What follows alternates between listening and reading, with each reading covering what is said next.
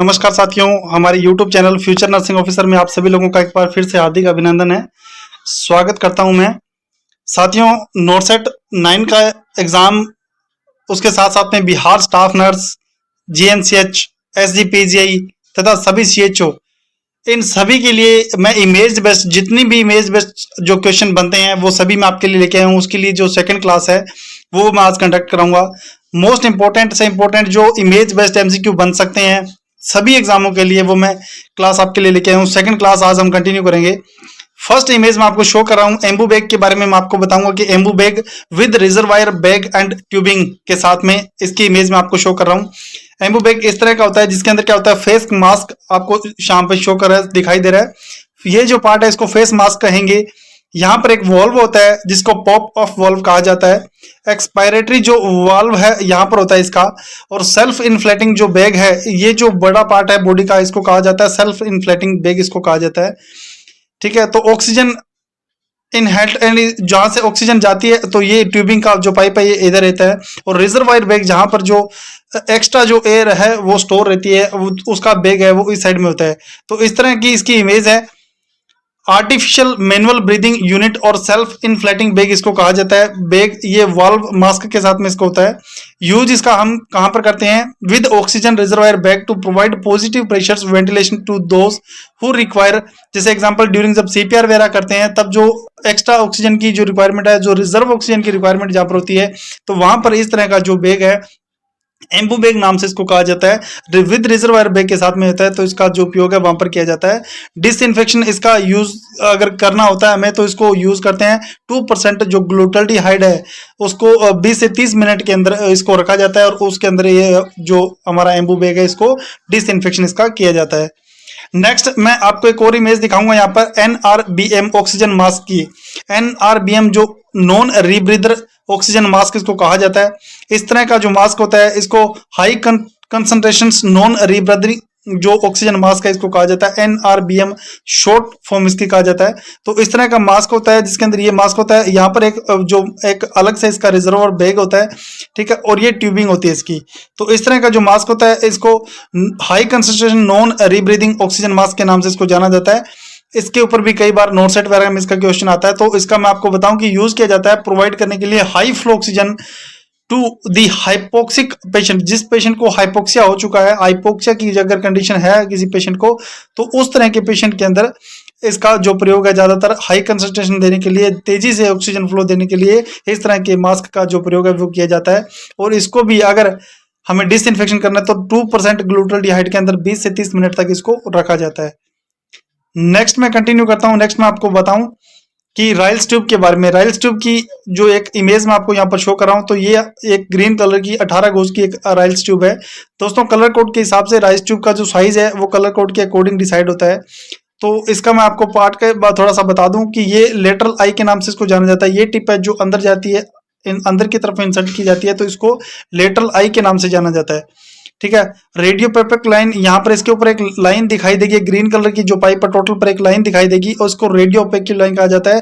क्योंकि जब भी एक्सरे वगैरह किया जाता है तो यही लाइन है जो विजिबल होती है। कई बार आपने देखा होगा कि ड्रेसिंग के गोज वगैरह होते हैं उन पर भी ऐसी रेडियो पेक की लाइन, नीले रंग की ऐसे लाइनें बनी होती है। कई बार जब एक्सरे वगैरह हम करते हैं, कोई बार जो ट्यूब है उसका हमें पहले से चेक करना होता है कि वो सही गई है नहीं गई है, सब कुछ चेक करना। तो जब भी एक्सरे किया जाता है तो ये जो लाइनिंग है ये उसमें विजिबल हमें होती है। तो यहाँ पर ड्रेनेज पोर्ट विद लॉक भी यहाँ पर शो कर रहा है, दिखाई दे रहा है। ठीक है, तो यहाँ पर लेंथ मार्किंग भी इसमें दिया हुआ है कि ये कितनी लेंथ की होती है, तो ये भी इसका दिया है। Colour coded for size identification, तो यहाँ पर जो कलर कोड है, जैसे ये ग्रीन कलर का, तो ये कलर कोड है, ये मोस्ट इंपोर्टेंट होता है साइज के लिए। साइज अगर डिसाइड करना है तो हमें ये कलर कोड है, ये हमें पता होना चाहिए भी कौन से कलर कोड की जो एनजी ट्यूब है जो है वो कौन से कलर की होती है। तो एनजी ट्यूब, इसको फीडिंग ट्यूब भी कहा जाता है। तो ये कलर कोड के हिसाब से मैं आपको थोड़ा थोड़ा बताऊं।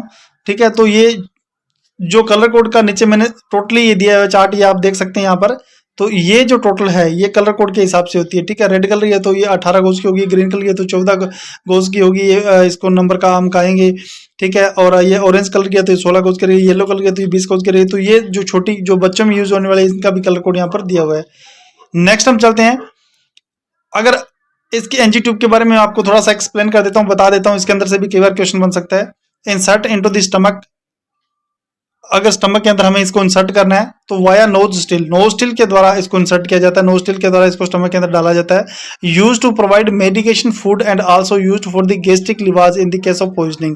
कई बार क्या पॉइजनिंग केस के अंदर हमें गैस्ट्रिक लिवाज करना पड़ेगा, वहां पर पेट की अगर सफाई करनी, गैस्ट्रिक लिवाज करना है तो हमें एनजी ट्यूब डालनी पड़ेगी। इसके अलावा जिस पेशेंट को हमें मेडिसिन वगैरह देनी है कुछ पेशेंट को, तो वहां पर कुछ पेशेंट अगर वहां पर फूड वगैरह भी प्रोवाइड करवाना होता है, तो इस तरह के जिन पेशेंट को कई बार ओरल सर्जरी या ओरली कुछ नहीं ले सकते, उनको एनजी ट्यूब डाल करके हम ये फूड या मेडिसिन या गैस्ट्रिक लिवाज सभी जो प्रोसेस है वो हम करते हैं।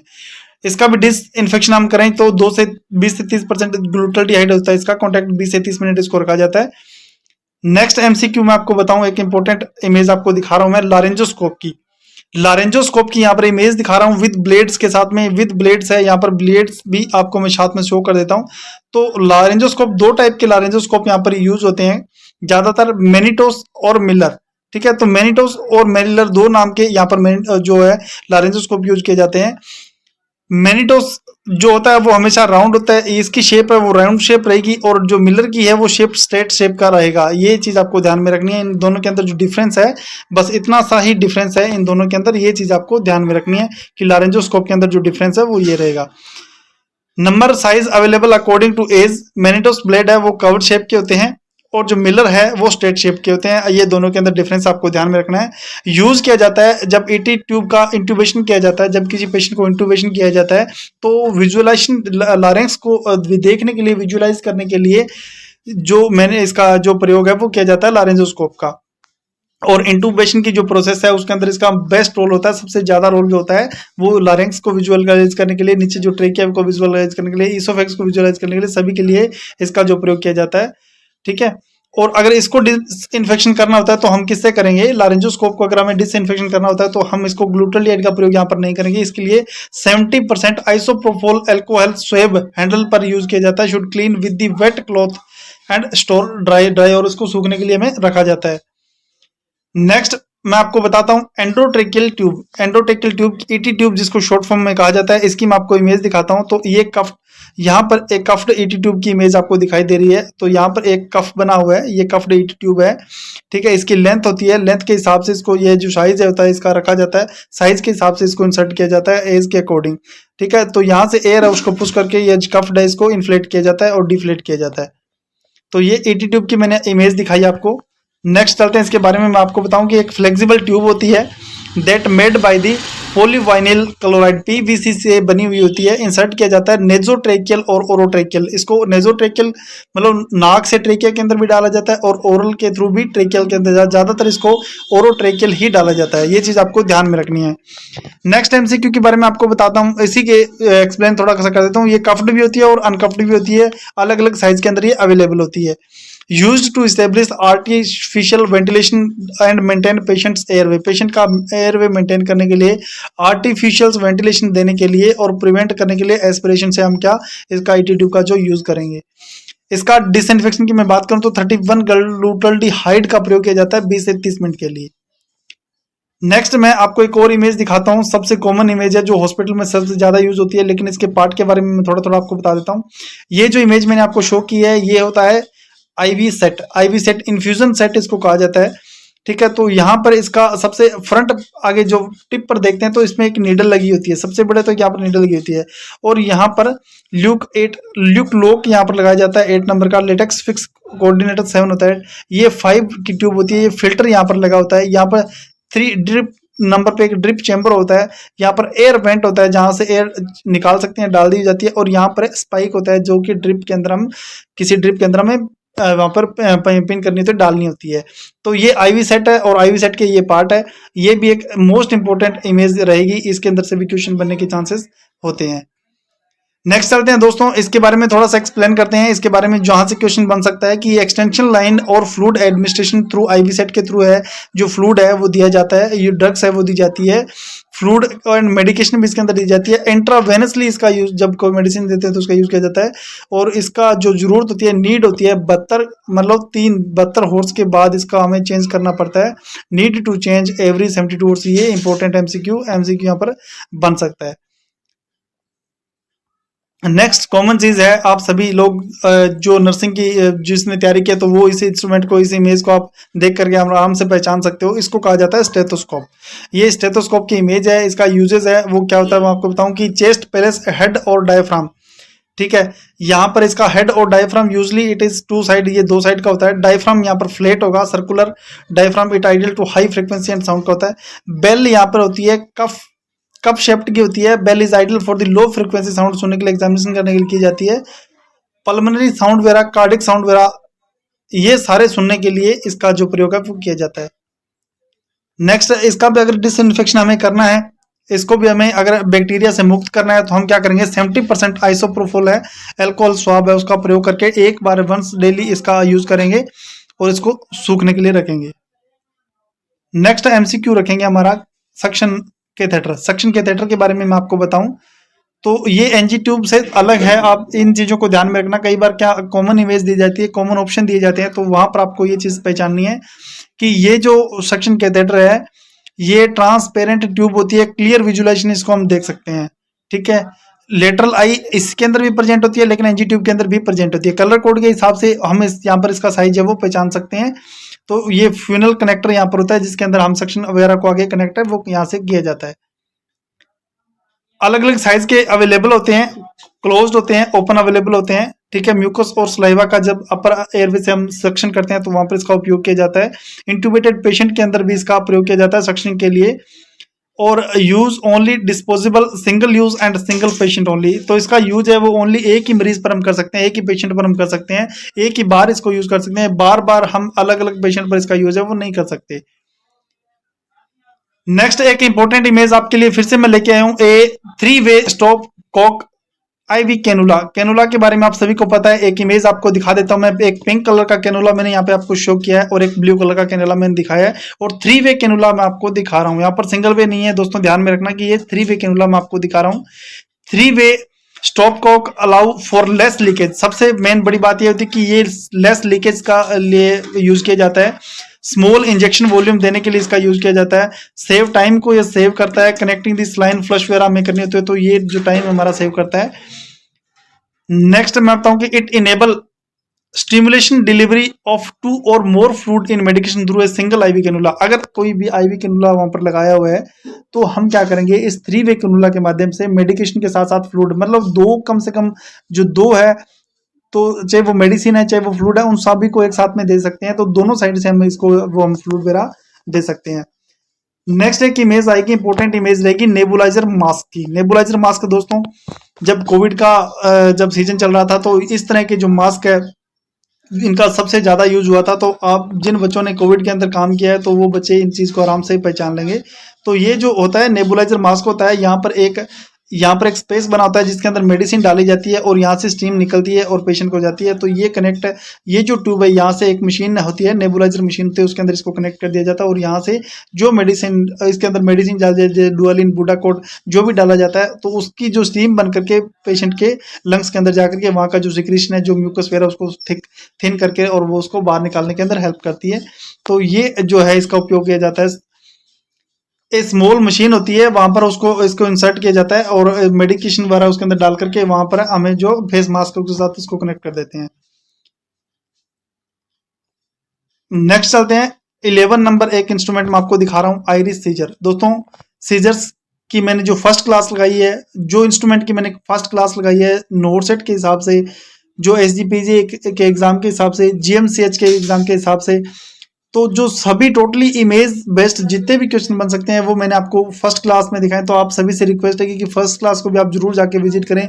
जितने भी इंपॉर्टेंट उसके अंदर इंस्ट्रूमेंट है मैंने उसमें आपको बताए हुए हैं। ये सेकंड क्लास है, तो फर्स्ट क्लास की सेकंड क्लास का 11 नंबर में आपको इमेज दिखा रहा हूँ। तो यहाँ पर आइरिस सीजर दिखाए। आइरिस को कट वगैरह करने के लिए आइरिस सीजर इसका प्रयोग किया जाता है। Use to dissect the delicate tissue of the eye during ocular surgery. जब आई के ओकुलर की सर्जरी की जाती है तो वहां पर डेलिकेट जो टिश्यू वगैरह होते हैं उनको काटने के लिए इस तरह की जो सीजर है वो काम में ली जाती है। 12 नंबर मैं आपको इमेज शो कर रहा हूँ कि पोर्ट सीजर। पोर्ट सीजर मैं आपको दिखा रहा हूँ। तो जैसे कि मैंने आपको एक राइट एंगल आर्टरी दिखाई थी दोस्तों, राइट एंगल आर्टरी आपको फर्स्ट क्लास में मैंने दिखाई है, उसी तरह की ये बिल्कुल ही स्ट्रेट सीजर होगी, लेकिन जो फ्रंट का इसका जो टिप का होगा वो अलग अलग इसके अंदर होगा। 40 डिग्री एंगल पर वो ऐसे मुड़ी हुई होगी, 60 डिग्री या 90 डिग्री या 125 डिग्री तक है वो बेंड हुई होगी। तो इस तरह की जो सीजर है उसको पोर्ट सीजर के नाम से कहते हैं। और पोर्ट सीजर का जो यूज है ये वस्कुलर इंसिजन के लिए यूज किया जाता है। कार्डियो वस्कुलर जो सर्जरी होती है, हार्ट की जो सर्जरी वगैरह होती है या हार्ट की जो ग्राफ्टिंग वगैरह उस वहां पर करनी होती है, तो वहां पर इस तरह की जो सर्जरी है उसका जो इंस्ट्रूमेंट है, सीजर्स है, इनका प्रयोग है वो किया जाता है। नेक्स्ट 13 नंबर एन्यूरिज्म निडल के बारे में मैं आपको बताऊं तो एक निडल होती है बिल्कुल ही आगे से मुड़ी हुई, एक हुक लाइक की संरचना होती है, तो इसको एन्यूरिज्म निडल का नाम दिया गया है। और इसका जो यूज है वो कहां पर होता है, intracranial procedure for the ligations of artery and the treatment of an aneurysm. तो इंट्राक्रेनियल कोई प्रोसीजर किया जाता है, कोई सर्जरी वगैरह की जाती है, तो वहां पर इस तरह का जो इंस्ट्रूमेंट है उसका प्रयोग किया जाता है। Tracheal dilator forcep. तो दोस्तों ट्रेकियल डायलेटर फोर्सेप नाम से पता चलता है कि ट्रेकिया को डायलेट करने के लिए जिस तरह की फोर्सेप का यूज किया जाता है, तो ये जो वो फोर्सेप है जिसका यूज किया जाता है, तो इसके बारे में मैं आपको थोड़ा बताऊं। सबसे पहले मेन इसमें कॉमन बात ये रहेगी कि 3 स्मूथ ब्लेड इसके अंदर पाए जाते हैं। यहाँ पर 3 स्मूथ ब्लेड इसके अंदर पाए जाते हैं। कवर्ड शेप की होती है, यहाँ पर थोड़ी ये कवर्ड होती है। एडजस्टेबल यहाँ पर स्क्रू लगा जा सकता है, इसको हम आगे पीछे भी हम इसको कर सकते हैं। इसके अंदर स्प्रिंग लगा होता है जो कि एक्शन में काम करता है। हाई क्वालिटी इसके अंदर जो स्टील का प्रयोग किया जाता है तो वो हाई क्वालिटी स्टील होता है। और राउंडेड रिंग जहां से हम हैंड के अंदर इसको फिंगर के अंदर इसको डालेंगे तो वो राउंडेड रिंग यहाँ पर जो है प्रेजेंट होते हैं। तो दोस्तों इस तरह का जो इंस्ट्रूमेंट है इसको ट्रेकियल डायलेटर फोर्सेप के नाम से जाना जाता है। और ट्रेकिया को डायलेट करने के लिए इसका वो प्रयोग है वो किया जाता है। It help surgeon to place tube in the trachea. Trachea के अंदर ट्यूब वगैरह डालने के अंदर सर्जन का अंदर ये हेल्प करता है। अगर कोई भी एयर वे ऑब्स्ट्रक्शन वहां पर हो चुका है तो उस तरह के केसेस के अंदर ये काम में लिया जाता है। Used to widen the tracheal opening while inserting a tracheostomy tube. जब भी ट्रेकियल स्टोमी ट्यूब डब डाल जाती है तो उसके अंदर ट्रेकिया को वाइड करने के लिए, चौड़ा करने के लिए वहां पर इसका जो उपयोग है वो किया जाता है। नेक्स्ट हम पढ़ते हैं एसेप्टो सिरिंज के बारे में। तो दोस्तों एसेप्टो सिरिंज आपने देखी होगी हॉस्पिटल के अंदर, इसका काफी ज्यादातर यूज किया जाता है। पिस्टन सिरिंज के नाम से इसको जाना जाता है या बल्ब सिरिंज के नाम से भी इसको जाना जाता है। इसकी मैं आपको इमेज दिखाता हूं। तो इस तरह की सिरिंज होती है, पीछे एक बल्ब सा लगा होता है, आगे ये सिरिंज होती है और आगे से ये जो हिस्सा है ये थोड़ा सा मोटा होता है। एसेप्टो सिरिंज के नाम से इसको जाना जाता है, बल्ब सिरिंज के नाम से इसको जाना जाता है। सिरिंज इसको डिजाइन किया गया है to fit directly a large tubing. Large जो ट्यूब होती है, बड़ी ट्यूब, उसके अंदर इंसर्ट किया जाता है। या इंट्रा ऑपरेटिव इरिगेशन वगैरह करना होता है तो उसके अंदर इसका यूज किया जाता है। ये सूटेबल होती है फॉर इंटरनल फीडिंग के लिए, वॉशिंग के लिए और इरिगेशन के लिए इसका प्रयोग है वो किया जाता है। नेक्स्ट रहेगा हमारा 16 नंबर जो एमसीक्यू आज का, ये इमेज रहेगी बोन कटिंग फोर्सेप। दोस्तों जिन बच्चों को ऑर्थोपेडिक में इंटरेस्ट है, जिन बच्चों ने ऑर्थोपेडिक के अंदर सर्जरी वगैरह कराई है, इंस्ट्रूमेंट वगैरह देखे हैं, तो ये जो इंस्ट्रूमेंट है उनके लिए बिल्कुल ही इजी रहेगा। तो ये जो इंस्ट्रूमेंट है इसको बोन कटिंग जो सीजर या बोन कटिंग फोर्सेप कहा इसको जाता है। तो आम भाषा में इसको कहा जाता है निबलर। निबलर के नाम से भी इस जो इंस्ट्रूमेंट को वो जाना जाता है। और इसका जो प्रयोग है वो कटिंग एंड मैनिपुलेटिंग करने के लिए, bone in the case of the infection, अगर ऑर्थो सर्जरी वगैरह है तो उसके अंदर जो बोन की कटिंग वगैरह करने के लिए इसका जो प्रयोग है वो किया जाता है। नेक्स्ट है एडसन पिकअप टिश्यू फोर्सेप। दोस्तों जो फर्स्ट की क्लास है मैंने आपको लगाई हुई है, आप जाकर उसको जरूर देखें। उसके अंदर मैंने इस तरह का एक इंस्ट्रूमेंट शो किया है। तो उसके अंदर ये इसको टूथ फोर्सेप के नाम से है, लेकिन उस इंस्ट्रूमेंट के अंदर और इस इंस्ट्रूमेंट के अंदर जो डिफरेंस है वो अगर आप फर्स्ट क्लास देखोगे तभी आपको पता लगेगा।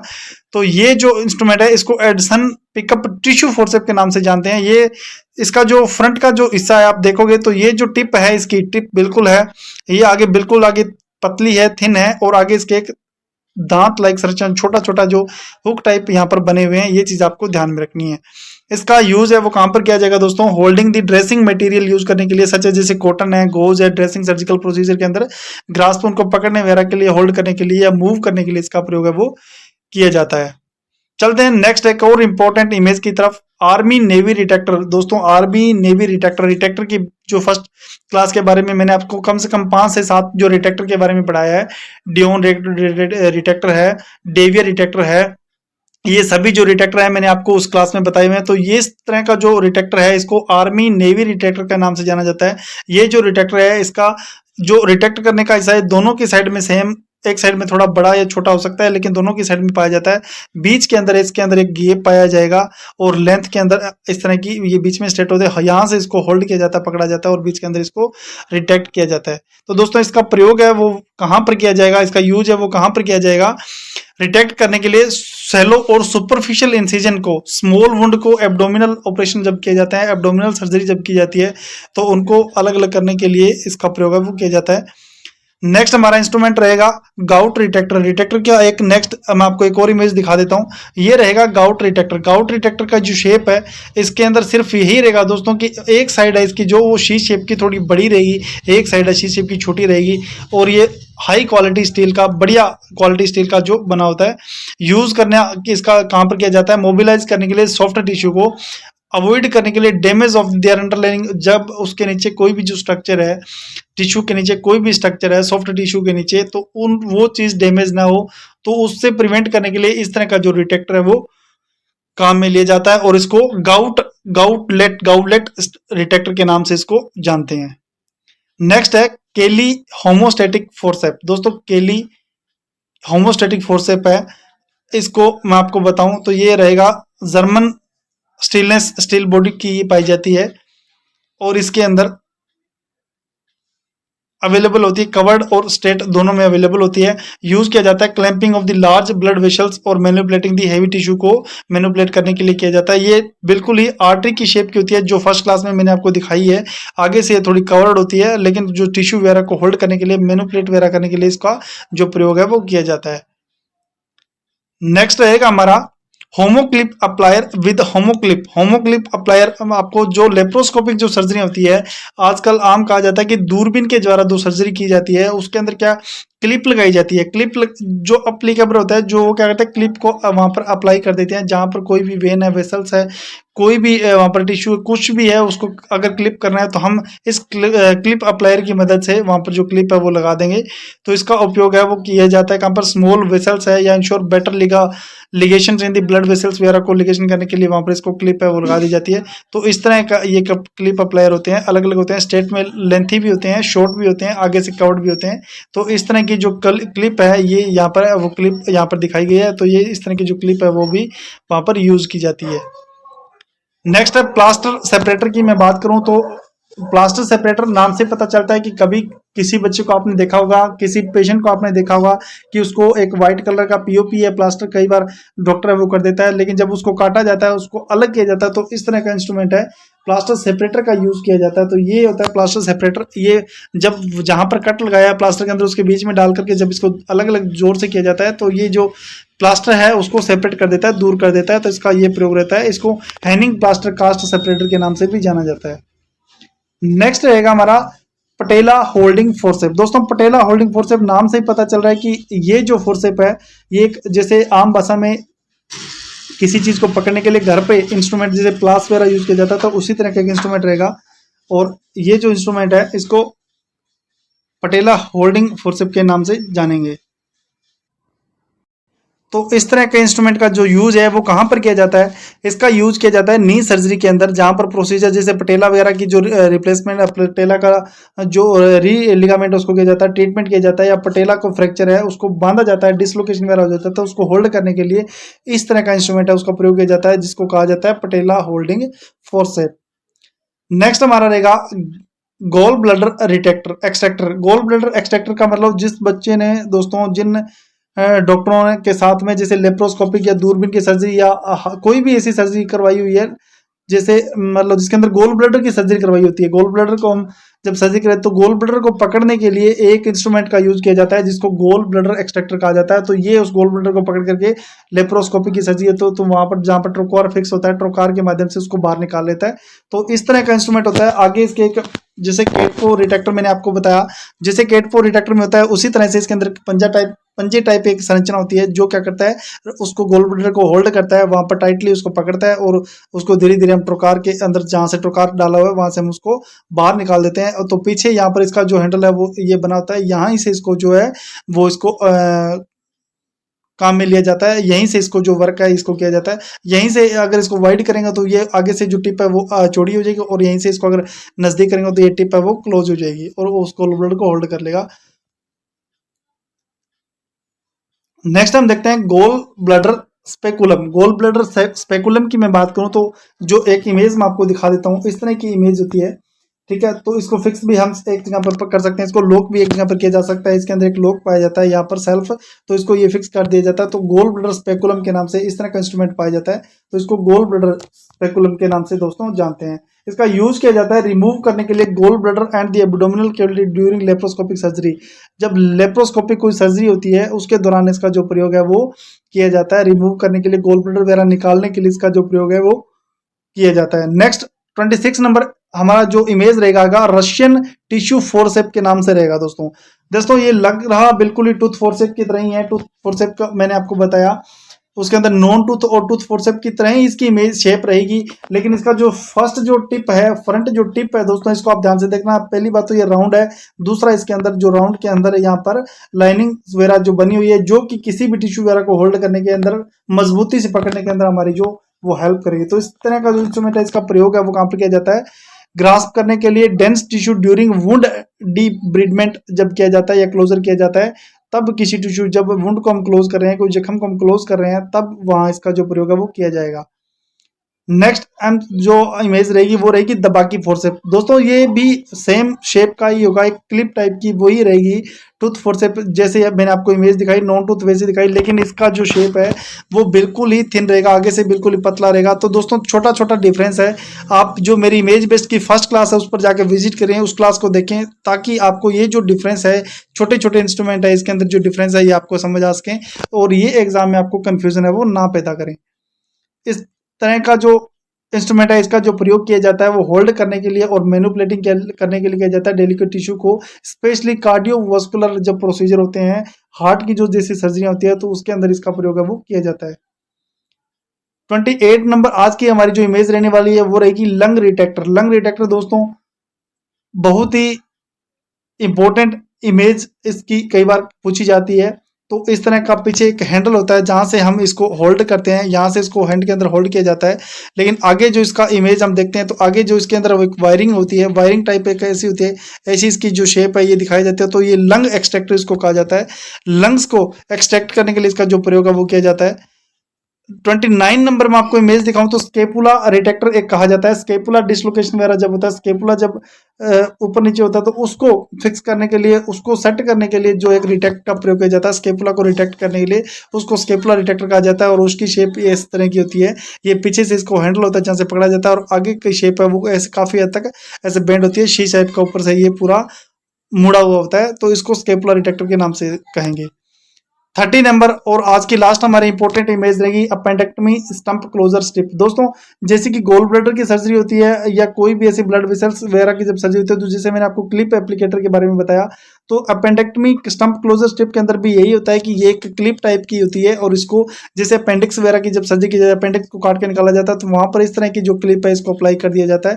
ये जो क्लिप है इसको अपेंडेक्टमी स्टंप क्लोजर स्ट्रिप के नाम से जाना जाता है, और क्लिप अप्लायर के द्वारा भी इसको अप्लाई कर दिया जाता है। तो ये इस तरह की जो सर्जरी होती है, अपेंडेक्टमी वगैरह होती है, या गोल ब्लडर की जब कई बार नीचे की जो आर्टरी या वेन है, कोई ब्लड वेसल्स है या कुछ भी है, वहां पर उसको हम क्लैंप करना चाहते हैं, तो वहां पर इसका जब बाइल डक्ट वगैरह को जब इसको क्लिप किया जाता है, तो इस तरह की जो क्लिप है उसका प्रयोग है वो किया जाता है।